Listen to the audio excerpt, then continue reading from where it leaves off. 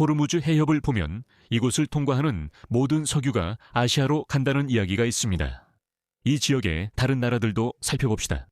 예를 들어 일본은 석유의 91%를 호르무즈 해협에서 가져옵니다. 필리핀은 더 심각해서 94%입니다.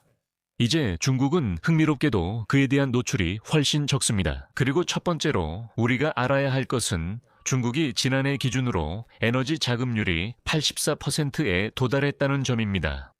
중국은 전략적 이점을 가지고 있고 그 모든 것은 전기와 관련되어 있습니다. 중국의 전기 생산량은 미국보다 훨씬 많다는 것을 아실 겁니다. 미국은 지난 30년 동안 정체되어 있었죠. 현재 미국의 전력망은 이것을 감당할 수 없습니다. 이는 중국이 전체 에너지의 약 1.5%를 이란에 의존한다는 것을 의미합니다. 미국은 이 사실을 알고 있을까요? 도널드 트럼프는 이 사실을 알고 있을까요? 이 사람들 중에 자신들이 얇은 얼음 위가 아니라 실제로 밑에서 금이 가고 있는 얼음 위에 있다는 걸 이해하는 사람이 있을까요? 그리고 저희와 함께 해주신 유일무이한 사이러스 얀센과 리포티파이의 알렉스가 계셔서 기쁩니다. 두 분 이 라이브 스트림에 함께 해주셔서 감사합니다. 저희는 중국의 에너지와 지정학 분야의 두 전문가를 모셨습니다. 이분들은 모든 것의 전문가입니다. 알렉산더. 그럼 바로 시작하겠습니다. 오늘 논의할 내용이 많으니까요. 제가 이 프로그램을 시작하기 전에 파이낸셜 타임즈를 봤는데 거기서 가장 상단에 있는 기사를 봤습니다. 가장 첫 번째로 크게 실린 헤드라인 기사는 카타르에서 온 기사였습니다. 카타르는 우리가 경제적 재앙까지 몇 주밖에 남지 않았다고 말하고 있습니다. 걸프 지역의 에너지, 즉 에너지 공급이 고갈되고 있다고 합니다. 머지않아 더 많은 걸프 국가들, 걸프 산유국들이 생산을 중단하기 위해 불가항력 조항을 발동해야 할 것이라고 합니다. 그는 우리가 곧 유가가 배럴당 $150에 이를 것이라고 말했습니다. 곧 그렇게 될 거라고 했습니다. 그는 카타르에서 LNG 생산과 수출을 정상적으로 가동하는 데 문제가 있다고 말했습니다. 지금 상황이 끝난다고 해도 몇 주 또는 몇 달이 걸릴 것이라고 했습니다. 그리고 그는 이 모든 것이 세계 경제에 상당한 영향을 미칠 것이라고 말했습니다. 그는 제대로 이해하고 있는 건가요? 우리가 정말로 큰 에너지 가격 충격의 직전에 있는 건가요? 우리는 이란인들이 수십 년 동안 스위프트 은행 시스템에서 제외되어 있었다는 점을 이해해야 합니다. 그리고 그들은 이런 규칙을 우회해서 석유를 세계 시장, 특히 중국 같은 고객들에게 팔아왔습니다. 이제 이란도 이 사실을 잘 알고 있습니다. 그리고 GCC 국가들 역시 이 사실을 알고 있습니다. 그래서 이것은 에너지를 전 세계, 특히 유럽으로 공급하는데 병목 현상을 일으킬 뿐만 아니라 통화 문제에도 영향을 미치게 될 것입니다. 이것은 금융 시스템에도 영향을 미칩니다. 이미 그 징후를 보고 있고 저는 꽤 놀랐습니다. 현재 유가와 천연가스 가격, 그리고 이에 대한 모든 뉴스에도 불구하고 지난 한 주 동안 이 가격들이 4배나 5배로 오르지 않은 것이 사실 꽤 놀랍습니다. 옵션과 파생상품 시장에서 나타나는 현상에 대해 말씀드리자면 많은 시청자분들이 파생상품 시장을 잘 아시는지 모르겠습니다. 파생상품 시장은 명목 가치가 600조에서 1000조 달러에 이릅니다. 그걸 보호하는 건 무엇일까요? 대부분 미국인들과 시카고에 있는 CME 시장이 그걸 보호하고 있습니다. 시카고에서 최근에 나온 보고서에 따르면 우리는 에너지 파생상품으로 신기록을 세우고 있다고 합니다. 사람들이 자기 보호를 위해 애쓰고 있다고 할 수 있죠. 하지만 그들은 또한 꽤 우려스러운 점을 지적했습니다. 이 600조에서 800조, 900조까지 어느 날을 기준으로 하든 간에 이걸 뒷받침하는 건 약 3천억 달러밖에 없다는 점입니다. 그래서 만약 유가가 50% 급등한다면 전 세계 어느 나라도 이런 파생상품 시장에서 그 정도의 충격을 감당할 수 없습니다. 그렇게 되면 사실상 전 세계 모든 은행이 지급불능 상태가 됩니다. 그리고 그게 지금 우리의 현실입니다. 이란도 그 사실을 알고 있습니다. 이란은 두바이에 역외 회사를 설립해서 제재를 우회하고 실제로 자신들이 옵션 시장에 직접 참여하고 있습니다. 왜냐하면 그들은 은행 시스템에서 쫓겨났기 때문입니다. 좀 웃기기도 하죠. 연준은 달러를 찍어내면서 이제는 달러로 거래하지도 않는 나라와 전쟁을 벌이고 있습니다. 어쨌든 다시 여러분께 넘기겠습니다. 잠깐만요. 하나만 물어봐도 될까요? 미국이 이 사실을 아나요? 도널드 트럼프는 이 사실을 알고 있나요? 이런 조언을 받은 적이 있나요? 독일 총리 프리드리히 메르츠는 이 사실을 알고 있나요? 이 사람들 중에 자신들이 얇은 얼음 위가 아니라 실제로 밑에서 금이 가고 있는 얼음 위에 있다는 걸 이해하는 사람이 있나요? 우선 멋진 소개 정말 감사합니다. 그리고 우리 4명이 다시 이렇게 만나게 되어 정말 기쁩니다. 오랜만이고 이렇게 초대해 주셔서 정말 감사하다는 말씀을 드리고 싶습니다.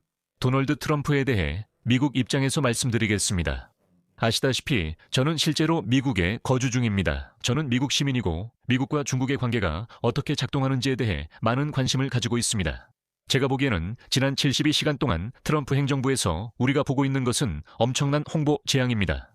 그들이 이 전쟁을 어떻게 규정하고 미국 대중에게 이 전쟁을 어떻게 팔려고 하는지에서 그런 모습이 드러났습니다. 그래서 여러분이 도널드 트럼프가 이걸 알고 있느냐고 물으신다면 저는 그가 지금 무슨 일이 일어나고 있는지조차 이해하지 못한다고 생각합니다. 왜냐하면 지금 보면 그들이 이 전쟁에서 무슨 일이 일어날지에 대해 전혀 준비를 하지 않았다는 것이 분명하게 드러나기 때문입니다. 며칠 전 폭스뉴스에서 폭스뉴스 특파원 중 한 명이 트럼프 행정부와 이야기를 나눴습니다. 그는 모두에게 말했습니다. 우리는 트럼프 행정부와 긴밀하게 협력하며 자세한 내용을 알고 있고 그들이 베네수엘라를 이란을 다루는 청사진으로 삼으려 한다는 것을 알고 있다고 했습니다. 그리고 그 순간 저는 깨달았습니다. 와, 만약 그들이 베네수엘라를 참고하고 있다면 이건 정말 심각한 무능력이라고요. 왜냐하면 두 나라는 지정학적으로 이보다 더 다를 수 없기 때문입니다. 그리고 맞아요. 미국은 베네수엘라에서 군사작전을 시작할 수도 있습니다. 그들은 쉽게 마두로를 생포할 수 있습니다. 기본적으로 며칠 만에 그 일을 끝낼 수 있고 그걸로 끝입니다. 이란은 완전히 다른 존재입니다. 만약 트럼프 행정부와 미국의 고위 정보당국이 그렇게 생각하고 있다면 그들은 지금 엄청난 공영에 처해 있고 준비가 턱없이 부족한 상태입니다. 제 말은 우리는 이란에 관한 통계를 알고 있습니다. 이란은 이라크보다 4배나 크고 인구는 9천만 명입니다. 이것도 고려해야 한다고 생각합니다. 이건 이란에게 실존적 위협이고 이제 그들은 거의 잃을 것이 없습니다. 최고 지도자를 제거하면 이제 그들을 막을 수 없습니다. 이건 정말로 미지의 영역입니다. 작년 6월과는 매우 다릅니다. 우리가 작년 6월에 봤을 때 미국은 매우 은밀한 군사작전을 시작했습니다. 저는 그게 주로 홍보용이라고 생각했습니다. 우리는 우리의 슈퍼제트기로 날아가서 폭탄 몇 개를 투하할 겁니다. 그리고 앞으로 12개월 동안 도널드 트럼프가 하는 모든 집회에서 이걸 엄청난 승리로 포장할 겁니다. 우리는 이란의 핵 능력을 완전히 파괴했습니다. 미국은 위대하고 우리는 환상적입니다. 이란이 아직 핵무기를 개발할 수 있다는 말을 들으면 그게 뭔지 아세요? 그건 가짜 뉴스입니다. 진짜 뉴스는 나, 도널드 트럼프뿐입니다. 갑자기 트럼프가 그들은 핵폭탄 개발까지 일주일 남았다고 말합니다. 그래서 여러분은 미국 정부로부터 끊임없이 이런 메시지를 듣게 되는데 정말 너무나 많은 오류가 있습니다. 사실 믿기조차 힘들 정도입니다. 그리고 도널드 트럼프가 이제 내각 구성원들을 해임하기 시작하는 걸 볼 수 있습니다. 그는 허둥대고 있습니다. 마르코 루비오는 실수를 만회하려고 애쓰고 있는데 우리가 이걸 이스라엘을 위해 했다고 말했다가 사실 내가 그런 말 한 적 없다고 말을 바꿉니다. 미안하다. 어제 네가 그렇게 말했다. 그게 내 의도가 아니었다. 그러니까 이 위기를 관리하는 미국 측 팀보다 더 무능한 팀을 찾기란 정말 힘들 겁니다. 저는 앞으로가 매우 걱정됩니다. 그게 제 입장입니다. 유럽과 멜츠에 대해 빠르게 답변하자면 그들 역시 이해하지 못하고 있습니다. 그들은 이 모든 것이 곧 무너지고 붕괴될 거라고 생각했습니다. 그리고 저는 또 다른 추측을 해보겠습니다. 걸프 국가의 지도자들 역시 그것을 이해하지 못했습니다. 오늘 아침 보도에 따르면 그들은 트럼프에게 제발 이겨달라, 그냥 이기기만 해달라. 왜냐하면 만약 이란이 이기면 우리를 이란과 단둘이 남겨둘 수 없다고 말하고 있습니다. 그래서 그들은 트럼프에게 계속 밀고 나가서 이 싸움에서 이기라고 말하고 있습니다. 그게 당신이 우리에게 약속한 것이고 반드시 그렇게 해야 한다고 말하고 있습니다. 그리고 동시에 그들은 블라디미르 푸틴에게 제발 휴전을 도와달라, 제발 이 갈등을 끝내달라고 말하고 있습니다. 그러니까 그들은 미국인들에게는 한 가지를 말하고 있습니다. 그들은 러시아인들에게는 완전히 반대되는 말을 하고 있습니다. 그들 자신도 이 상황에 완전히 놀랐다는 것을 알 수 있었습니다. 그리고 그들은 어떻게 대응해야 할지 모릅니다. 알렉스, 이것만 물어봐도 될까요? 금융당국은 어떻게 하고 있나요? 연방준비제도, 영란은행, 유럽중앙은행, 그리고 이런 대형 금융기관에 있는 사람들은 어떻습니까? 저는 가끔 그들이 글로벌 경제, 금융 세계, 금융 시장에서 실제로 무슨 일이 일어나고 있는지 얼마나 이해하고 있는지 궁금할 때가 있습니다. 그들은 자신들 발밑에 얼음이 금이 가고 있다는 걸 이해하고 있을까요? 그들은 오늘 시카고에 있는 CME에 1시간 안에 전화를 걸어서 얼마나 많은 계약이 체결되고 있는지 물어봐야 해요. 왜냐하면 이란이 맨해튼에 있는 그들의 서버에 마진콜을 날릴 거라는 점을 걱정해야 하기 때문이죠. 우리는 어마어마한 금액에 대해 이야기하고 있습니다. 이란인들이 이 일을 하고 있습니다. 두바이에 설립되고 있는 여고의 회사들을 통해 금융 시스템의 증거가 있습니다. 이 회사들은 파생 상품 시장에서 거래를 하기 위해 만들어진 것이죠. 그래서 이란은 스스로를 보호한 셈입니다. 지금 모두가 미사일 교환을 걱정하지만 이란인들이 무엇을 하는지 지켜보세요. 그들은 유조선을 공격하고 있습니다. 자, 그들은 그것이 특히 천연가스 시장에서 어떤 흥분을 불러일으킬지 알고 있습니다. 그리고 물론 여기서 진짜 미스터리는 왜 그들이 아마존의 데이터 센터를 공격하고 있는가 하는 점입니다. 이것이 인공지능이나 정보 혹은 그것이 사용되는 것과 관련이 있습니까? 이란인들의 이런 행동 중 일부는 꽤 영리합니다. 모두들 왜 방역하지 않느냐고 묻습니다. 드론들은 그다지 효과적이지 않습니다. 보세요. 그들은 심하게 당하고 있습니다. 그들은 신경 쓰지 않습니다. 그들은 이제 협상 테이블에 앉을 때가 됐습니다. 제러드 쿠슈너가 이 도시에 와 있는데 저는 그를 장의사라고 부릅니다. 그 사람과 45분 이상 앉아 있으면 48시간 안에 죽게 됩니다. 그래서 저는 제러드 쿠슈너가 제안하는 어떤 외교적 해결책에 관한 회의라도 절대 그와 함께 앉지 않을 겁니다. 왜냐하면 장의사가 당신을 데려갈 테니까요. 그리고 그는 계속 그렇게 하고 있습니다. 그래서 여기서 재정적인 문제는 그들이 빨리 정신을 차려야 한다는 겁니다. 왜냐하면 우리는 지금 며칠, 정말 며칠을 두고 이야기하는 겁니다. 알렉산더, 며칠입니다. 이 석유 시장이 완전히 통제불능이 되면 지금은 적정 수준을 유지하는 것 같지만 어떻게 될지 모르겠습니다. 하지만 우리가 $100를 넘기기 시작하면 그 다음은 125, 그 다음은 150이 될 겁니다. 저는 250에서 어쩌면 300까지도 생각하고 있습니다. 사람들은 알렉스 그거 참 대담한 예측이네라고 생각할 수 있죠. 여러분 은 시장이 방금 뭘 했는지 보세요. 은은 온스당 $120, 금은 온스당 $5,000입니다. 이 사람들 말이죠. 제가 지금 말씀드리지만 그들은 주택 위기가 올 줄 전혀 몰랐어요. 그리고 제가 말씀드리는데 지금 파생상품 시장에서 너무 많은 거래가 이루어지고 있어서 돈이 부족할 지경입니다.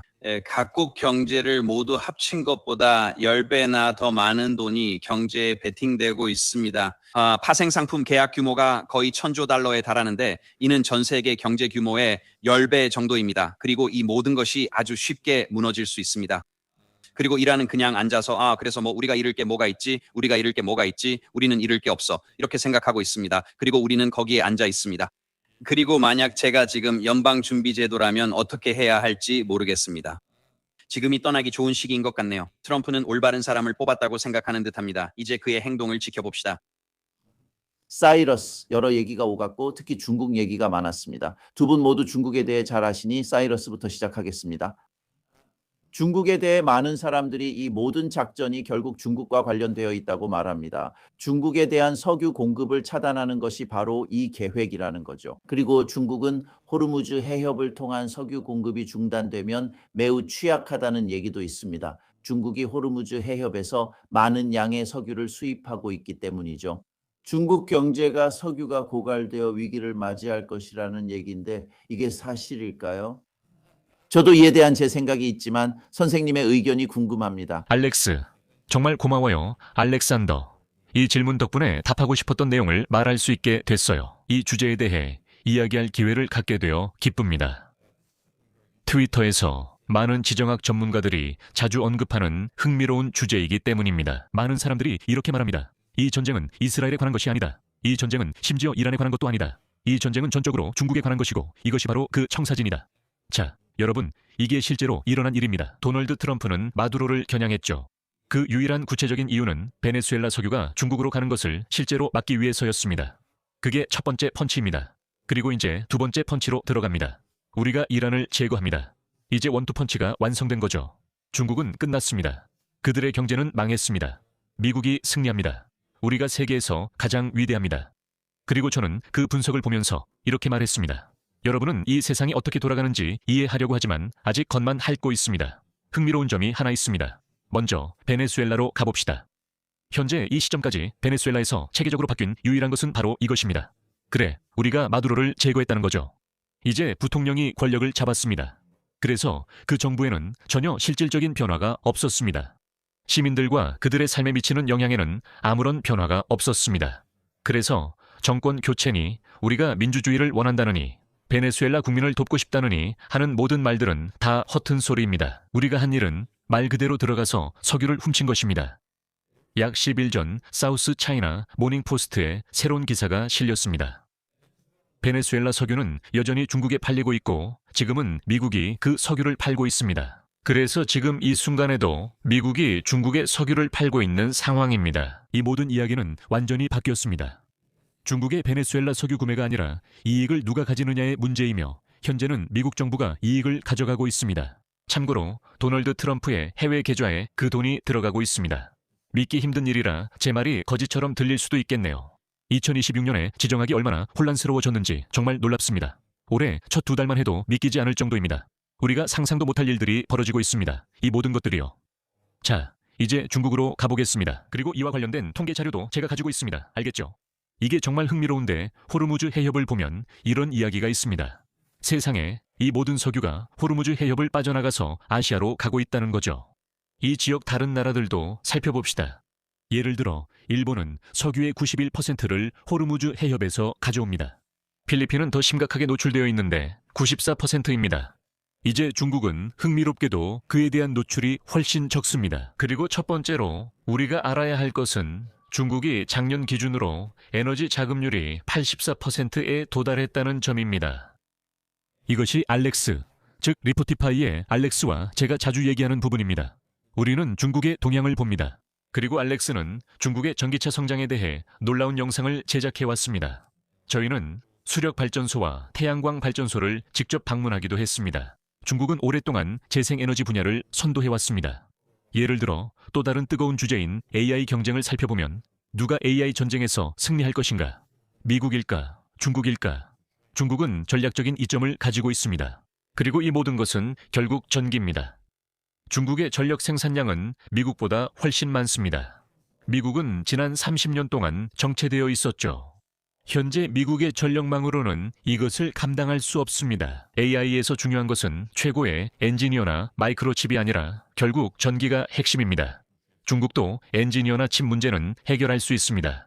이런 것들은 엄청난 양의 전기를 필요로 한다는 걸 아시죠? 이게 바로 중국의 방식입니다. 중국은 단기간이 아닌 10년, 15년, 20년을 내다보고 체계적으로 움직입니다. 이 프로젝트도 20년 계획이었고 전기차 분야도 동일합니다. 그들은 2000년에 전기차 분야에서 지배적인 강국이 되겠다고 선언했습니다. 이건 25년에 걸친 이야기입니다. 그리고 이제 그들은 자신들이 어디에 와 있는지 보고 있습니다. 이제 흥미로운 점은 여기 통계가 있는데요. 중국의 자금률이 약 84%에 달합니다. 왜냐하면 그들은 이런 모든 재생에너지를 가지고 있기 때문입니다. 이제 그들은 자국을 움직이기 위해 석탄 생산만큼이나 많은 재생에너지를 생산하고 있습니다. 하지만 계산을 해보면 중국 석유의 약 17%가 이란에서 옵니다. 그리고 중국 에너지 수입의 약 59%가 석유입니다. 그래서 에너지 수입을 보면 15.4%입니다. 이 말은 중국이 전체 에너지의 약 1.5%를 이란에 의존하고 있다는 뜻입니다. 그래서 계산을 해보고 헤드라인을 넘어서서 보면 물론 중국이 어느 정도 영향을 받긴 하지만 다양화 덕분에 그걸 잘 관리해왔다는 겁니다. 그리고 말씀하신 대로 베네수엘라의 경우 우리가 말했던 그 첫 번째 타격은 사실상 무효입니다. 왜냐하면 미국이 여전히 중국에 석유를 팔고 있기 때문이죠. 다시 말씀드리지만 헤드라인만 보지 말고 실제 수치를 확인해 보시기 바랍니다. 그러면 중국이 다양화 덕분에 좋은 위치에 있음을 알 수 있습니다. 저도 사실 같은 얘기를 들었습니다. 이제 다른 주제로 넘어가 보겠습니다. 두 분의 의견을 모두 듣고 싶은데 사이러스 씨부터 시작하겠습니다. 중국과 이란은 어떻습니까? 두 나라의 관계는 꽤 좋은 편이었죠. 왕이 외교부장은 아락시크, 즉 이란 외무장관과 대화를 나눈 적도 있습니다. 중국은 이란의 투쟁을 지지한다고 밝혔습니다. 바로 주권을 지키기 위한 투쟁을 말입니다. 중국과 이란의 관계는 정확히 어떤 성격입니까? 중국이 여러 가지 방식으로 이란을 돕고 있다는 많은 추측이 있습니다. 군사나 정보 분야일 수 있습니다. 중국은 미국 기지 위성 사진을 자주 공개하는데 이것도 흥미로운 부분입니다. 그렇다면 이란에 대한 경제적 지원은 어떻습니까? 몇 년 전에 그에 대한 이야기가 꽤 많았습니다. 대규모 경제 협정이 체결될 예정이었죠. 그리고 이 한 가지 질문입니다. 지난 몇 주 동안 우리가 겪은 이 모든 사건의 연쇄는 미국이 주도한 이란 통화의 폭락으로 시작됐습니다. 우리는 스콧 베슨이 미국이 주도한 이란 통화의 폭락이라고 말했기 때문에 그 사실을 알고 있습니다. 왜 그 순간 이란은 중국의 도움을 요청하지 않았을까요? 두 나라 모두 브릭스 회원국입니다. 중앙은행들끼리도 연결, 즉 연락망이 있는 걸로 알고 있습니다. 이 두 나라의 관계는 어떻습니까? 그리고 지금 중국이 이란을 돕고 있나요? 어떤 방식으로 돕고 있나요? 사이러스. 네, 좋습니다. 아주 좋은 질문이에요, 알렉산더. 그래서 우리가 중국의 관계와 그들이 전 세계에서 비즈니스를 어떻게 하는지 살펴봐야 한다고 생각합니다. 이건 매우 흥미로운 부분인데 중국이 주요 강대국으로 자리 잡고 있기 때문입니다. 알렉스. 그러니까 아까 알렉스 리포터 B가 말했듯이 전 세계적으로 154개국 이 1대1로에 참여하고 있습니다. 우리는 이란이 BRICS의 정회원이 되었다는 것을 알고 있습니다. 그리고 BRICS 파트너십은 경제와 무역 측면에서 매우 밀접합니다. 이제 여기서 중국의 흥미로운 점은 그들이 군사적으로 움직일 때 매우 전략적이라는 것입니다.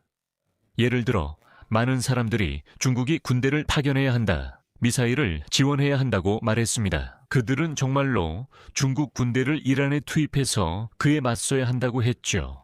중국은 여전히 매우 긴밀한 관계를 관리해야 합니다. 예를 들어 이란과 싸우고 있는 것은 이스라엘과 미국이라는 것을 우리는 알고 있습니다. 이제 중국이 미국과 직접적으로 싸우기 위해 군대를 보내지는 않을 것입니다. 결국 미국과 중국은 여전히 매우 중요한 무역 파트너입니다. 중국과 미국과의 관계에서는 늘 균형이 필요합니다. 한편으론 그들을 적대국이라 부르지만 또 주요 무역 파트너이기도 합니다. 사실 그들은 미국 경제의 생명줄과도 같은 중요한 무역 파트너입니다. 이것은 제가 자주 언급하는 내용입니다. 중국과의 이런 무역이 없다면 미국 경제가 이렇게 견고할 수 없었을 것입니다. 그 가장 좋은 예가 지난 4월 해방의 날이었습니다. 도널드 트럼프가 전 세계에 관세를 부과했을 때 중국에 대한 그의 공격적인 조치 때문에 미국 증시가 완전히 붕괴되는 사태가 벌어졌습니다. 왜냐하면 중국은 히토류 광물에 대한 접근권을 가지고 미국에 실제로 영향력을 행사할 수 있는 유일한 나라였기 때문입니다. 예를 들어 작년에 트럼프가 영국이나 유럽, 캐나다를 상대로 조치를 취했을 때 예를 들어 캐나다는 아무런 영향력이 없었습니다. 트럼프가 캐나다를 괴롭혀도 캐나다인은 대응할 수 없습니다. 하지만 트럼프가 중국에 100% 관세를 부과하고 150%, 200%까지 올리겠다고 할 때 중국은 우리도 맞대응하겠다며 보복할 수 있습니다. 결국 트럼프의 허세를 간파할 때까지 맞서다 그가 물러나면 무역을 재개하는 것입니다. 트럼프는 체면을 지키며 이겼다고 포장할 방법을 찾아야 합니다. 이것이 미국과 중국 무역 관계의 균형입니다. 그래서 다시 질문의 핵심으로 돌아가서 중국과 이란은 무엇을 하고 있습니까? 중국이 분명히 어떤 형태로든 군사 지원, 정보 제공 또는 잠재적으로 물자 지원을 하고 있다고 해도 저는 전혀 놀라지 않을 것입니다.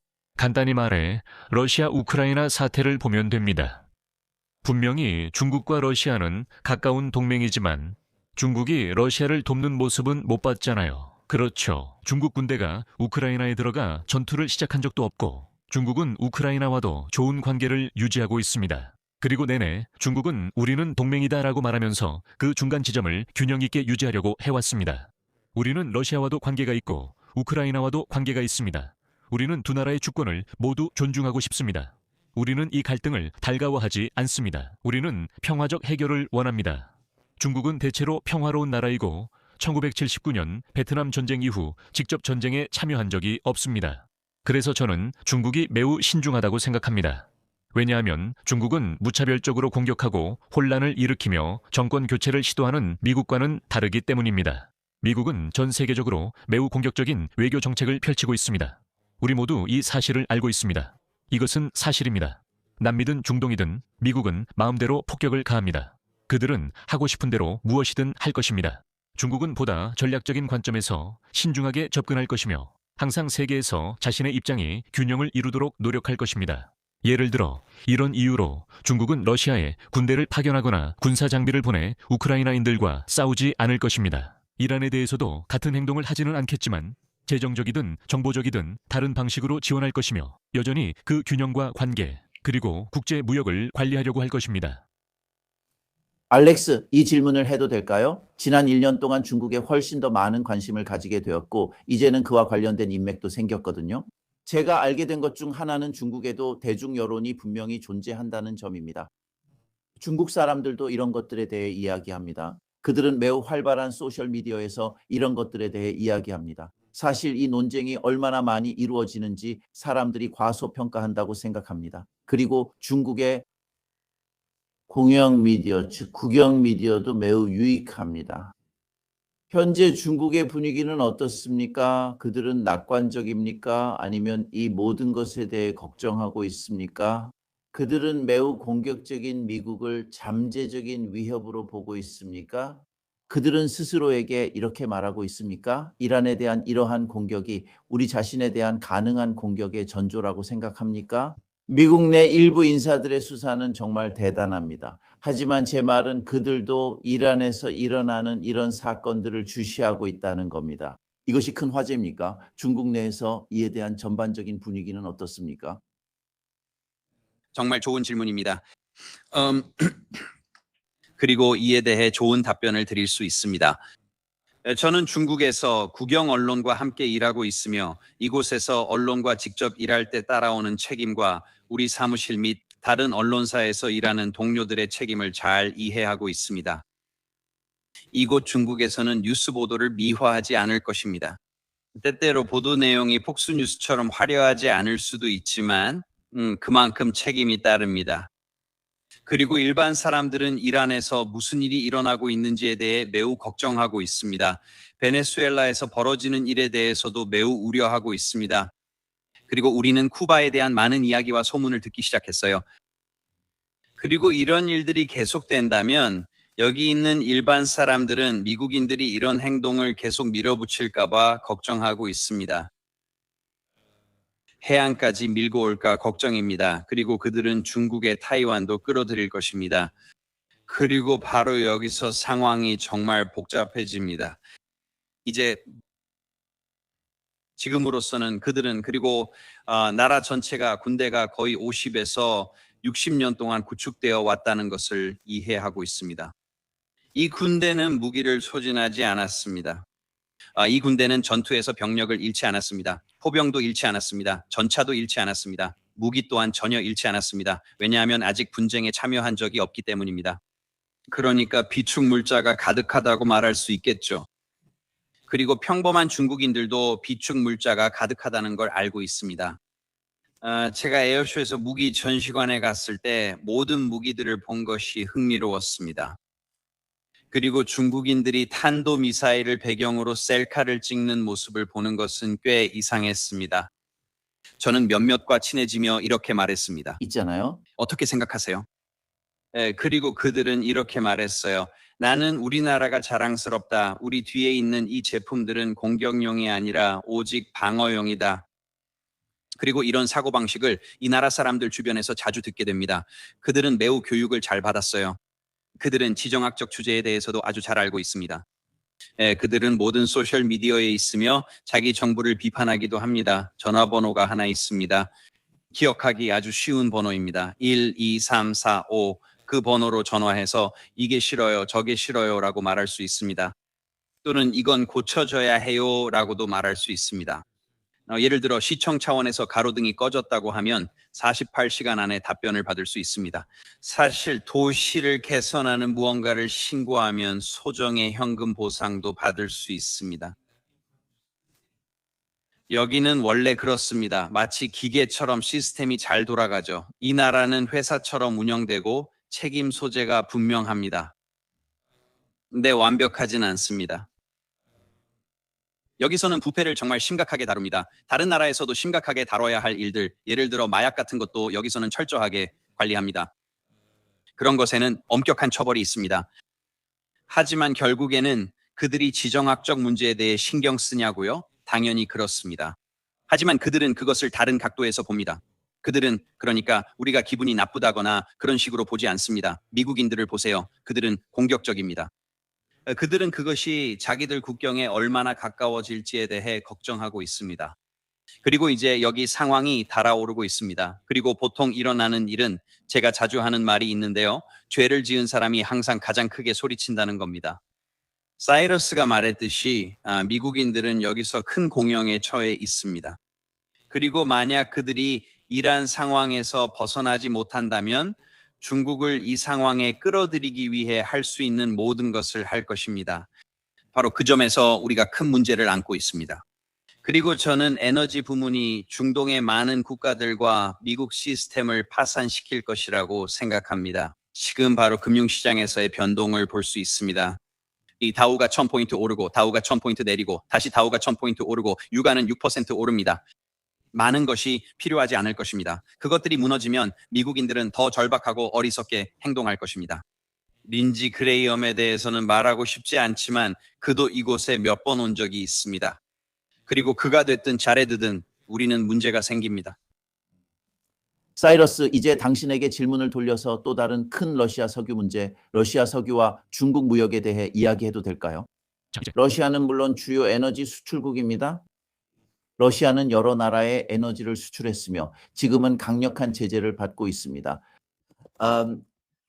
푸틴은 며칠 전 유럽으로의 LNG 공급을 완전히 잊자고 말해 유럽에서 많은 이들의 이목을 끌었습니다. 그들은 그것을 사고 싶어 하지 않습니다. 그렇다면 우리가 왜 그들에게 팔 생각을 해야 합니까? 대부분의 사람들은 모르지만 제가 알기로 중국은 이미 러시아 LNG에 깊이 관여하고 있습니다. 중국인들, 사실 러시아 LNG 산업에서 일한 제 친구가 있습니다. 그리고 그가 저에게 이 모든 이야기를 해줬습니다. 중국은 이미 그곳에 있습니다. 그리고 이제 우리는 여름에 접어들고 있습니다. 그래서 북극의 얼음이 녹고 있습니다. 곧 녹을 겁니다. 그래서 해상 항로가 열려 있습니다. 북쪽 해안을 따라 중국까지 배를 보낼 수 있습니다. 그 항로를 이용하면 무역이나 선박에 대한 간섭을 걱정할 필요가 없습니다. 이게 점점 발전하고 있는 건가요? 러시아의 중국과의 석유 무역이 증가하고 있나요? 이것이 중국에게도 중요한 일인가요? 물론이죠. 이미 중국이 러시아 화석연료의 최대 구매자라는 것과 두 나라가 이미 엄청난 규모의 거래를 하고 있다는 것은 의심의 여지가 없습니다. 지난 4년 동안 이것은 확실히 증가했습니다. 그리고 지정학에서 우리가 항상 주목해야 할 흥미로운 점은 모든 국가는 자국의 가장 이로운 결정을 내려야 한다는 것입니다. 맞죠? 예를 들어 인도를 보면 알 수 있습니다. 인도는 미국으로부터 세계 최대 민주주의 국가니까 우리 목표에 맞추고 러시아산 석유를 사지 말라는 압박을 오래 받았습니다. 그런데 모디 총리는 어떻게 대응했을까요? 모디 총리는 나는 러시아산 석유를 할인된 가격에 살 기회가 있다. 이것이 우리나라의 이익에 가장 부합한다. 그리고 우리의 지정학적 입장은 비동맹이다. 우리는 중립적인 입장을 유지할 것이다 라고 말했습니다. 그리고 우리는 미국과 동맹이 되고 싶지만 동시에 러시아와도 거래를 할 것이다. 왜냐하면 러시아는 우리 비릭스 회원국이자 창립 회원국이기 때문이다. 그리고 우리는 성장하는 경제에서 그 가격대를 활용할 특별한 기회를 가지고 있다. 그걸 안 할 이유가 무엇인가? 그것이 내 나라의 최선의 이익이고 나는 그 부분에 집중해야 한다. 중국도 매우 비슷한 모습을 보이고 있다. 분명히 중국은 앞으로 러시아 쪽으로 좀 더 기울게 될 것이다. 확실히 지금은 석유 수입이 증가하고 있다. 그리고 이것이 앞으로 중국의 전략적 목표에서 큰 부분을 차지할 것이라고 생각한다. 내 말은 우리는 이런 모습을 보고 있다. 내 말은 다시 말하지만 이건 내가 아까 말했던 다각화로 돌아간다. 왜냐하면 중국과 러시아가 석유 거래를 많이 하긴 하지만 여전히 그 양이 그렇게 크진 않다. 60, 70% 같은 수준이 아니라 대략 20% 정도다. 20%였고 이란은 17%였습니다. 사우디아라비아, 베네수엘라도 있다. 심지어 미국, 캐나다도 있다. 전 세계 여러 곳에서 다양한 석유가 들어오고 있다. 그리고 이건 정말 흥미로운 부분이다. 아마 시청자분들이 잘 모를 수도 있는 재밌는 사실이기도 하다. 러시아와의 이 모든 갈등 내내 미국은 러시아로부터 우라늄을 계속해서 적극적으로 사들이고 있다. 왜냐하면 다른 곳에서는 구할 수 없기 때문이다. 그리고 미국 가정에서 사용되는 전기의 약 25%는 원자력 발전으로 생산된다. 그래서 미국이 러시아를 제재해야 한다. 러시아와는 아무것도 할 수 없다. 모든 것을 끊어야 한다고 주장하지만 현실은 그렇지 않다. 이 모든 상황에서도 우리는 여전히 매년 수억 달러를 우라늄에 쓰고 있다. 이제 그 의존도를 줄이고 단계적으로 없애려는 계획이 있지만 이건 단순히 스위치를 켜고 끄는 일이 아니다. 내일부터 바로 멈출 수 있는 게 아니다. 분명히 공급망이 있고 모든 것을 재조정해야 한다. 그렇게 하려면 아주 장기적인 계획이 필요하다. 그래서 지난 4년 동안에도 우리는 여전히 우라늄을 사고 있다. 그래서 이런 부분은 우리가 잘 이야기하지 않는 주제다. 뉴욕타임즈가 실제로 진실을 보도한 몇 안 되는 사례 중 하나가 바로 이거다. 미국이 우라늄에 얼마나 의존하고 있는지에 대해 전체 기사를 썼다. 그래서 항상 헤드라인만 보지 말고 조금 더 깊이 조사해봐야 한다. 왜냐하면 미국은 전 세계에 러시아와 거래하지 말라고 아무리 말해도 미국의 안정에 필수적인 몇몇 분야에서는 여전히 러시아와 거래를 해야 하기 때문이다. 중국은 이런 관계를 더욱 강화하려 할 것이다. 분명히 중국과 러시아는 모두 BRICS 조직의 창립 멤버다. 두 나라는 밀접한 무역 파트너다. 중국이 군사 개입 없이 독특한 관계를 유지하는 모습을 다시 볼 수 있다. 그들은 우크라이나와의 그 분쟁에 직접적으로 지상군이나 군용기를 투입하지 않을 것이다. 여기서 흥미로운 점은 국가들이 정말로 서로 의존해야 하고 결국 자신들의 이익에 가장 부합하는 행동을 하게 된다는 점에 대해 이야기하고 싶다. 우리는 심지어 미국 정부가 이제 우크라이나에 연락해서 미사일 요격기 지원을 요청하는 모습도 봤다. 맞지? 그래서 이건 흥미로운 전개라고 할 수 있는데 우크라이나가 미국 정부에 더 많은 군사 지원을 간청해왔던 상황이었으니까 이제 미국이 깨닫고 있는 거지. 이런 우리 군대, 우리 미사일 요격기들이 부족해지고 있네. 우크라이나, 우리 좀 도와줄 수 있겠어? 중동에서 벌어지는 우리 분쟁에서 우리를 도와줄 수 있겠어? 정말 믿기 힘든 상황, 전개야. 다시 말하지만 러시아와 중국 관계는 계속 성장할 것 같아. 내 말은 이런 생각이 있고 이제 알렉스에게 물어보려는 거야. 중국에 대한 경제 봉쇄와 경제 전쟁, 그리고 중국을 해치기 위해 걸프 지역에서의 수출을 막으려는 이런 모든 생각들이 있다는 거지. 이건 10대들이 하는 지정학이야. 이건 근본적으로 지정학, 적어도 국제관계나 국제무역관계가 지능적으로 운영되는 방식이 아니야. 미국 내 일부 사람들이 이야기해온 중국에 대한 경제 봉쇄라는 전체적인 발상 말이야. 세계 무역의 패턴을 보면 내 말은 그건 정말 어리석은 일이야. 러시아에 대한 제재보다 훨씬 더 어리석은 짓이야. 그리고 만약 이런 일을 하기 위해 이란과 전쟁을 시작하는 것이 목적이라면 그건 단순히 어리석은 게 아니라 모든 것을 뛰어넘는 완전한 광기야. 내가 말했듯이 이건 경제가 어떻게 돌아가는지, 무역 관계가 어떻게 작동하는지, 그런 것들이 전혀 어떻게 이루어지는지 이해하지 못하는 거야. 그런데 중국에 대해 별도의 질문을 해도 될까요? 중국 경제는 얼마나 안정적이고 강합니까? 지난 5년 동안 끝없는 이야기가 계속되어 왔기 때문입니다. 사실 이 이야기는 팬데믹 이전부터 시작됐습니다. 중국 경제가 취약하고 부채가 너무 많으며 부동산 시장이 위기에 처해 있고 중국이 생산과 산업에 과도하게 투자하고 있으며 주요 금융 문제를 해결하지 못하고 있고 경제를 부양해야 한다는 이야기가 있었습니다. 중국은 대규모 지출을 해야 하고 더 많은 수입품을 들여와야 하며 궁극적으로는 미국과 유럽에서 더 많은 수입을 해야 한다는 것입니다. 그리고 만약 그렇게 하지 않으면 중국은 정체 상태에 빠질 것이라는 주장입니다. 그 주장에 얼마나 진실이 담겨 있을까요? 좋은 질문입니다. 최근 중국이 1991년 이후 처음으로 성장률을 낮췄다는 흥미로운 점이 있어 이런 내용이 헤드라인에 나올 것입니다. 그리고 여기서 중요한 맥락은 저희는 항상 중국에 대한 분석에서 최대한 공정하고 합리적으로 접근하려고 한다는 점입니다. 그리고 이 점을 분명히 하고 싶습니다. 네, 지금은 약 4.5% 성장으로 수정됐습니다. 그리고 많은 사람들이 특히 미국의 헤드라인을 보면 중국이 붕괴하고 있다, 큰 문제다, 이런 식으로 나오고 있습니다. 그리고 4.5% 성장률은 여전히 미국이 예상하는 성장률보다 높습니다. 그리고 경제의 규모를 기억해야 합니다. 그렇죠. 만약 4.5% 성장한다면 이미 존재하는 경제에 태국 규모의 경제를 추가하는 것과 비슷합니다. 그리고 우리는 그 규모의 숫자를 알고 있죠. 예를 하나 들어드리겠습니다. 제가 2007년에 처음 중국에 갔을 때 경제는 14.4% 성장했습니다. 엄청난 성장입니다. 이 시기 중국에 있는 건 정말 놀라웠어요. 많은 산업이 성장하고 있었으니까요. 하지만 이건 복리의 법칙이죠. 숫자를 계속 2배로 늘리면 처음에 10에서 시작해서 20으로, 40으로 2배로 늘리는 건 아주 쉽죠. 하지만 그 숫자가 점점 커질수록 그 숫자를 2배로 만드는 건 정말 어렵잖아요. 이것이 중국이 2007년 14.4%의 놀라운 성장률을 기록한 이유입니다. 그리고 2010년에도 10% 성장률을 보였죠. 미국 성장률의 2배에 달하는 수치입니다. 경제가 커질수록 두 자릿수 성장률 달성은 점점 어려워집니다.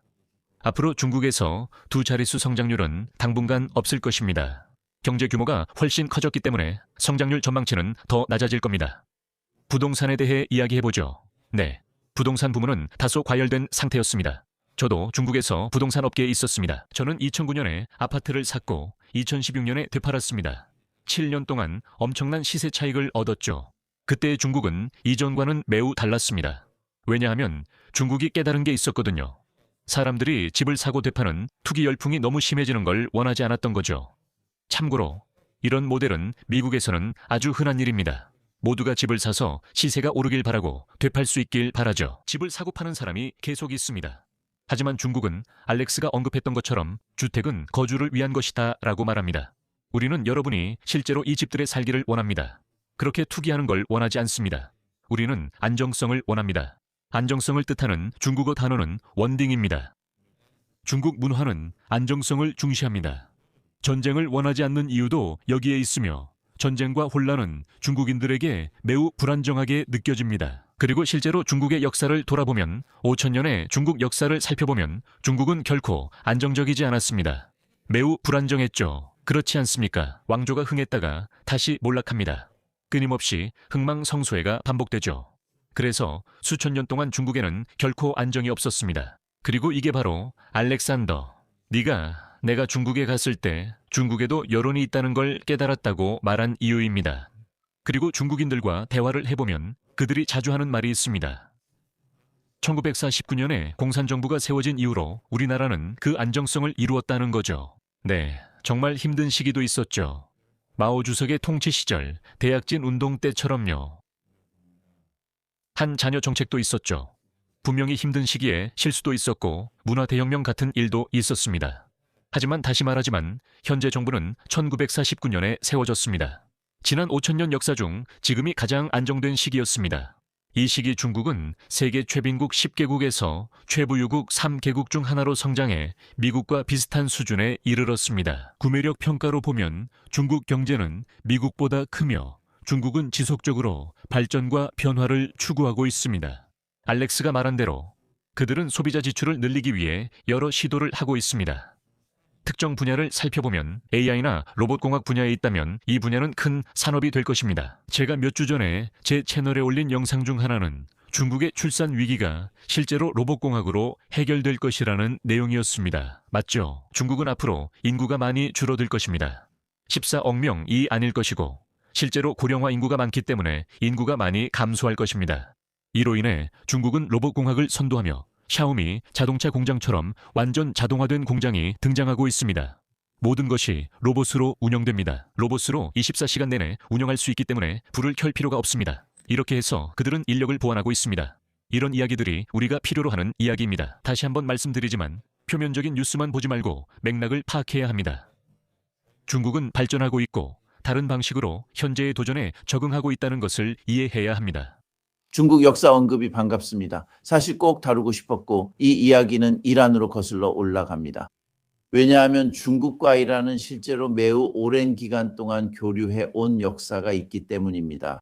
많은 사람들이 잘 모르지만 과거 중국 왕조들은 중앙아시아에 깊이 관여했고 이란 세계와도 매우 밀접하게 접촉해 왔습니다. 당나라 시기에는 이란과 중국 사이에 무역 사절단이 오갔습니다. 그리고 그 후에 이란인들은 중국 도자기를 수입했습니다. 그러니까 이 두 문화는 역사적으로 서로를 꽤 잘 알고 있었습니다. 지금도 서로를 알고 있나요? 그러니까 중국인들은 알고 있나요? 사이러스, 이 부분에 대한 당신의 생각은 어떤가요? 중국인들은 이란에 대해 많이 알고 있나요? 제가 확실히 말씀드릴 수 있는 건 서양에서는 헤드라인에서 보는 것 외에는 이란에 대해 많이 아는 사람이 거의 없다는 겁니다. 맞아요. 중국에 대해 흥미로운 점 중 하나는 사람들과 대화를 해보면 그들이 매우 교육을 잘 받은 사람들이라는 겁니다. 그리고 저는 항상 이 예시를 듭니다. 중국에서 택시를 타면 항상 처음 듣는 질문이 어디서 오셨어요? 이고 저는 미국에서 왔다고 답해요. 그러면 그 택시기사분은 바로 최근에 지정학 이슈나 현재 일어나고 있는 일들에 대해 이야기할 수 있습니다. 중국인들은 주변 세계가 어떻게 돌아가는지 공부하는 것을 정말 좋아합니다. 그리고 이런 점은 유럽인들에게도 좀 더 흔한 것 같아요. 그들도 주변 세계를 잘 이해하죠. 제 고향인 미국에서는 대다수의 사람들이 미국 밖을 잘 바라보지 않습니다. 대부분의 미국인들은 사실 우리와 가장 가까운 무역 상대국이자 북쪽 이웃인 캐나다에 대해서도 잘 모릅니다. 대부분의 미국인들에게 캐나다의 수도가 어디냐고 물어보면 아마도 많은 사람들이 그 질문을 틀릴 거라고 장담할 수 있습니다. 실제로는 오타와인데도 불구하고 그들은 토론토라고 대답할 것입니다. 그런데 이곳이 바로 우리의 가장 가까운 무역 파트너이자 이웃입니다. 그래서 제가 항상 관찰하고 놀랐던 점은 예를 들어 택시에 타고 있을 때 중국인들과 대화를 나누면 그들은 이란의 역사까지 알고 있다는 겁니다. 그들은 중동의 상황도 잘 알고 있습니다. 그들은 계속해서 언급하죠. 미국이 저기다 폭탄을 떨어뜨렸던 거 기억나세요? 대량살 상무기가 실제로 존재하지 않았는데도 미국이 이라크 전쟁을 시작했던 거 기억나세요? 라고 말입니다. 제 말은 그들은 이런 일들을 훨씬 더 잘 알고 있다는 겁니다. 그리고 흥미로운 점은 심지어 블루칼라 계층에서도 그렇다는 거죠. 예를 들어 매년 아주 소박한 월급을 받으면서 택시를 모는 택시기사 같은 분들도 그렇죠. 라디오를 틀면 이런 주제로 토크쇼를 하고 있습니다. 이 갈등은 중국 뉴스에 온통 나오고 있습니다. 제가 중국에 있을 때 매년 여름마다 가족과 함께 몇 달씩 중국에 돌아가곤 하거든요. 그리고 식당에 가서 TV를 보면 항상 지정학 관련 프로그램이 나오고 여기저기서 일어나는 갈등에 대해 이야기하는 걸 기억합니다. 지금 이 순간에도 24시간 내내 이란과 이스라엘 미국 전쟁에 대한 보도를 하고 있을 거라고 장담할 수 있습니다. 실제로 우리는 이걸 봤습니다. 왜냐하면 실제로 중국 기자들이 텔아비브에서 보도하고 있었고 텔아비브에 떨어지는 폭탄들을 실제로 보여주고 있었거든요. 그리고 사람들이 댓글을 달았죠. 잠깐만, 우리는 CNN이나 BBC에서는 이런 장면을 볼 수 없다고 말이죠. 그리고 여러분이 그 영상을 봤는지 모르겠지만 CNN이 여기서 실수로 진실을 말한 장면이 있었어요. 그들이 이렇게 말했죠. 우리가 여러분께 그 장면을 보여드리고 싶지만 이스라엘 측에서 그 이미지를 보여주지 말아달라고 요청했습니다. 그래서 다시 스튜디오로 넘기겠습니다. 이건 엄청난 인정이었어요. 정말 큰, 그러니까 잠깐만요. 뭐라고요? 이스라엘이 미국 국민들에게 이 장면을 보여주지 말라고 요청한 거죠. 실제로 텔아비브 현장에는 폭격당한 아파트를 생중계로 촬영하는 CCTV 팀이 있었습니다. 그러다 이스라엘 당국이 와서 중단시켰어요. 이런 장면은 보여주면 안 돼 같은 분위기였죠. 하지만 그 사진들과 영상들이 유출되기 시작했어요. 그리고 중국 언론이 이스라엘 현지에 있었기 때문에 이제 우리는 흥미로운 시각을 얻게 된 거죠. 러시아에 있는 몇몇 지인들도 저에게 똑같은 얘기를 해줬어요. 이제 우리는 다양한 종류의 콘텐츠, 이스라엘에서 온 많은 콘텐츠를 러시아인들이 공유하는 걸 보고 있는데 그 이유는 검열되지 않은 정보들을 얻고 있기 때문이죠. 저는 그게 정말 중요한 부분이라고 생각합니다. 그래서 그 질문에 답하자면 중국인들은 정말 잘 알고 있습니다. 중국인들은 매우 똑똑하고 영리해요. 그들은 세계사를 알고 있고 최신 정보에도 밝아요. 지금 중국 식당에 가면 TV가 켜져 있고 사람들이 이를 보며 토론하는 모습을 볼 수 있습니다.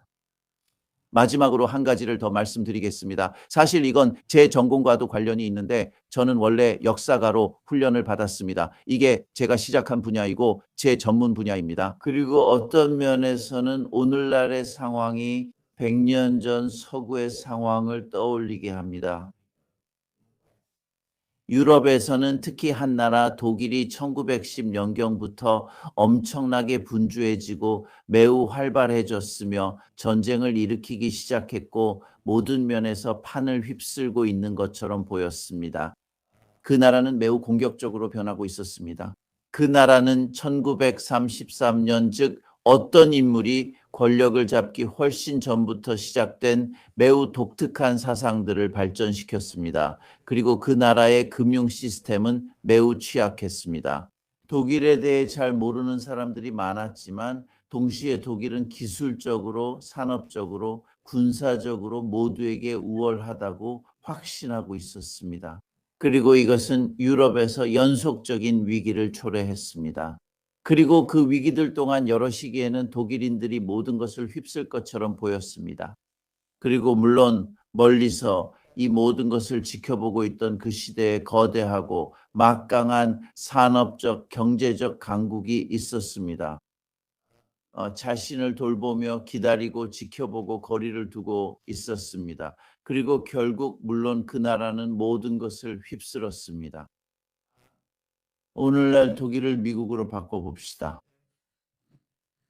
그 당시에 미국을 중국으로 바꿔봅시다. 비교할 만한 점이 있을까요?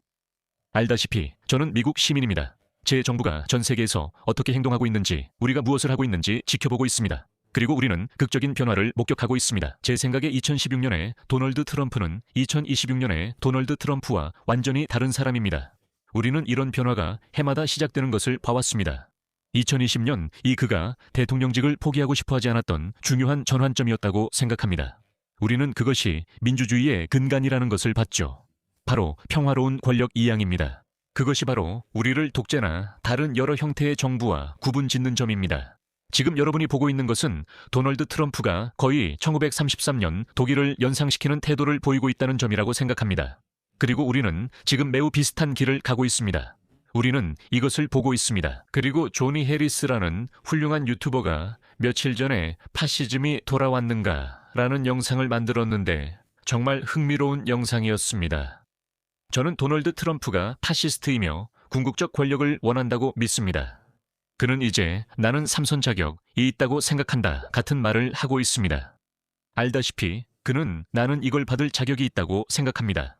그리고 여기서 일어나고 있는 일은 여러분, 미국에는 매우 조작된 언론이 있다는 겁니다. 맞죠? 우리는 소셜미디어 플랫폼과 언론이 소수의 억만장자들에 의해 통합되고 통제되고 있어서 그들이 정말로 여론을 조작할 수 있습니다. 이제 인플루언서들이 트럼프가 맞다, 삼선 도전 자격이 있다고 말하기 시작하는 걸 볼 수 있습니다. 그리고 여러분이 그가 자격이 있다고 생각하든 아니든 우리는 헌법으로 돌아가야 합니다. 분명히 만약 법안을 제출하고 헌법을 비준한다면 삼선도 가능하죠. 그게 바로 그렇게 하려면 필요한 일입니다. 절차가 있습니다. 의회에 제출해야 합니다. 또한 67% 이상 찬성 시 헌법을 비준 개정하고 삼선 출마도 가능합니다. 이것이 우리나라의 기본 원칙입니다. 하지만 우리가 그것에서 멀어지기 시작하고 이런 매우 파시스트적인 요소들이 받아들여지는 걸 보면 트럼프 행정부의 절박함이 드러나기 시작합니다. 솔직히 말해서 2026년 첫 9주 동안 우리가 접한 헤드라인들만 봐도 알 수 있습니다. 저희 같은 지정학적 논평객엔 쉽지 않았습니다. 오늘은 베네수엘라, 다음 주엔 그린란드, 그 다음엔 캐나다, 또 이란으로 주제가 계속 바뀌니까요. 이제 지역전쟁이 일어났습니다. 중국과 대만도 이야기해야 할까요? 이런 상황을 어떻게 따라가야 할까요? 거의 실시간 방송을 해야 할 정도입니다. 왜냐하면 상황이 너무 빠르게 변하고 있으니까요. 한마디 더 해도 될까요? 아니요. 사이러스가 말했듯이 2016년에 저는 이게 미국의 변화일 수도 있겠다라고 생각했어요. 하지만 결국 그의 행정부가 누구로 구성되어 있는지, 그리고 그들이 그의 의사결정에 미치는 영향이 정말 엄청나다는 걸 알게 됐어요. 6개월 전에 미국인들이 헬리콥터로 주권 국가에 들어가 잠옷 입은 남자와 아내를 뉴욕 감옥으로 데려간다고 물으셨다면 저는 미쳤다고 생각했을 거예요. 이제는 그렇게 생각하지 않아요. 미국인들의 힘으로 캐나다가 50일 번째주가 될 수 있냐고요? 이제는 그럴 수도 있겠다 싶어요. 그린란드도 미국인들로부터 위협을 받고 있냐고요? 네, 이제 저도 그렇게 믿기 시작했어요. 이게 중국 해안까지 오게 될까요? 아마도요. 어쩌면 그렇게 될 수도 있죠. 그리고 우리가 이렇게 스트레스와 걱정이 너무 많은 세상에 들어가게 되면 여기서 실수가 일어날 수밖에 없습니다. 그리고 저는 이번 이란의 침공이 엄청난 실수였다고 생각합니다. 그리고 이 일은 시장에서 그대로 드러나게 될 겁니다. 한 가지 더 말씀드리자면 오늘 파생 상품에 대해 많이 이야기한 걸 알고 있습니다. 여기에는 제인 스트리트라는 아주 이상한 회사가 있습니다. 여러분이 그 회사를 알고 계신지는 모르겠지만 그들은 세계에서 가장 큰 파생상품 트레이더 중 하나입니다. 그들의 6,620억 달러 포트폴리오 중 87%가 파생상품에 투자되어 있습니다. 그들은 매우 비밀스러운 운영을 하고 있습니다. 직원이 3,000명이나 되지만 CEO도 없고 CFO도 없습니다. 그들은 인도 증권거래소에서 퇴출당했습니다. 그들은 사실상 암호화폐 스테이블 코인을 400억 달러 규모로 무너뜨렸습니다. 그리고 이 친구들이 시장에 나와 있습니다. 제가 말씀드리는데 그들은 미국 시장에 큰 혼란을 일으킬 겁니다. 그들을 조심하세요. 신문에서 그들의 이름을 듣게 되겠지만 그 뒤에 누가 있는지 알아내기는 정말 힘들 겁니다. 하지만 그들은 은에 엄청난 베팅을 했습니다. 그리고 저는 저기 석유 프리마켓을 보고 있습니다. 자, 보세요. 방금 52주 최고가를 찍었습니다. 87. 57. 오늘 8% 상승했습니다. 주목하세요. 이런 신사 여러분 정말 훌륭하셨습니다. 함께 해주셔서 정말 감사합니다. 혹시 2분만 더 기다려 주실 수 있을까요? 알렉스, 아직 시간 있어요. 두 분께 추가 질문이 있습니다. 잠시만 더 시간을 내주시면 감사하겠습니다. 시청자분들도 감사해야 하실 겁니다. 저는 이게 1시간 이상 걸릴 줄 알았어요. 네, 먼저 시작하겠습니다. 사이러스 씨에게 리 레빈이 질문하셨습니다. 중국의 공장 노동자들이 집을 살 수 있나요? 알다시피 정말 좋은 자료가 있습니다. 이걸 한번 보셨으면 하는데요. 그냥 HSBC 중국 주택 소유라고 검색해 보세요. 구글에 그렇게 입력하면 그 자료를 보실 수 있을 거예요. 중국의 주택 소유율을 보면 약 80에서 90% 사이입니다. 그리고 공장 노동자들을 생각할 때 그들은 중국에 훨씬 더 시골 마을에 있다는 점을 기억해야 합니다. 그래서 그곳의 주택 가격은 훨씬 더 저렴합니다. 그러니까 상하이 같은 곳에 수백만 달러짜리 아파트를 생각하시면 안 됩니다. 중국 전체를 보면 중국의 주택 소유율은 약 85%에 가깝습니다. 알렉스가 아까 언급했듯이 중국인들은 집을 매우 중요하게 생각합니다. 사실 중국 문화에서 집은 인생에서 가장 중요한 자산입니다. 그리고 사실 중국 문화에서는 결혼을 청하기 위해서는 반드시 집이 있어야 합니다. 그래서 이런 배경이 있는 겁니다. 이것이 알렉스가 언급한 이유이기도 합니다. 가끔 가족들이 함께 모여 집을 사고 재정적으로도 지원합니다. 그래서 중국은 세계에서 주택 소유율이 매우 높습니다. 그냥 중국 주택 소유율을 검색해 보세요. 서구 국가들과 비교해봐도 중국이 주택 소유율에서 거의 세계 1위를 차지하고 있다는 걸 알 수 있을 겁니다. 알겠습니다. JHW님이 알렉스에게 질문하셨습니다. 만약 유가가 특정 가격에 도달하면 파생상품 계약을 무효화하는 노가웃 조항에 대해 알고 계신 게 있나요? 네, 노가웃 계약에 대해서 말씀드리자면 아주 좋은 질문입니다. 왜냐하면 은행의 지급 능력을 의심해 봐야 하기 때문이죠. 그리고 그들이 그걸 감당할 수 있을까요? 제가 이 프로그램 시작할 때 말씀드렸듯이 약 3,080억 달러로 600조에서 800조 달러를 보장하고 있습니다. 설령 그 한계에 도달하더라도 거래의 어느 쪽에 있느냐에 따라 은행이 지급 능력이 있어서 당신에게 돈을 줄 수 있다는 보장은 없습니다. 일종의 보험 중개인과 비슷하죠. 만약 모두가 동시에 교통사고를 당하면 보험 중개인은 이건 천재지변입니다. 아니면 우린 파산 신청하겠습니다. 즐거웠습니다. 감사합니다. 라고 할 겁니다. 이 부분에선 상대방이 중요하니 노가웃 조항계만 의존하지 말고 포지션을 확실히 지키세요. 사이러스 청중들에게 CCP라는 건 없고 CPC, 즉 중국 공산당이라고 불린다는 걸 설명해 줄 수 있나요? 네, 제 생각에는 이게 흥미로운 부분인 것 같아요. 공식 명칭은 중국 공산당입니다. 서구 언론에서는 주로 중국 공산당, CCP, CPC라는 표현을 듣게 됩니다. 솔직히 말씀드리면 이건 굳이 논의할 필요가 없는 문제로 과장되는 것 같아요. CCP든 CPC든 결국 중국 정부를 의미합니다. 많은 경우 이건 단순히 논쟁거리일 뿐이고 중국 내에서는 사람들이 CPC라고 부릅니다. 그래서 어떤 사람들은 CCP라고 하고 그러면 또 누군가는 사실은 정확히는 CPC라고 불러야 한다고 논쟁이 벌어지죠. 독인객인이든 별 차이 없다는 거예요. 많은 사람들이 이걸 너무 과장한다고 생각합니다. 그와 관련해서 흥미로운 점이 하나 있는데요. 약 2주 전에 중국 설날 연휴가 있었을 때 많은 사람들이 온라인에서 논쟁을 벌였습니다. 이걸 음력설이라고 해야 할지 중국설이라고 해야 할지 논쟁이 있었죠. 중국인들은 이게 우리 중국의 전통에 기반한 거라고 주장했고 또는 춘절이라고도 불렀습니다. 그래서 저는 결국 모두가 좋은 연휴를 보내는 게 중요하다고 했습니다. 메리 크리스마스든 즐거운 연휴든 즐거운 중국설이든 춘절이든 음력설이든 뭐라고 부르든 상관없어요. 올해는 말의 해입니다. 좋은 한 해 보내세요. 좋아요. 로켓빌리로부터 칭찬을 받았네요, 사이러스. 드디어 퍼센트 증가와 기준 숫자의 차이를 이해하고 잘 설명해주는 사람이 나타났어요. 그래서 사이러스, 당신에게 칭찬을 보냅니다. 그리고 마지막으로 알렉스에게 한마디 더. 에버딘에 기반을 둔 석유 및 가스 업계 관계자들이 수요일 런던에서 레이첼 리브스와 회의를 가졌습니다.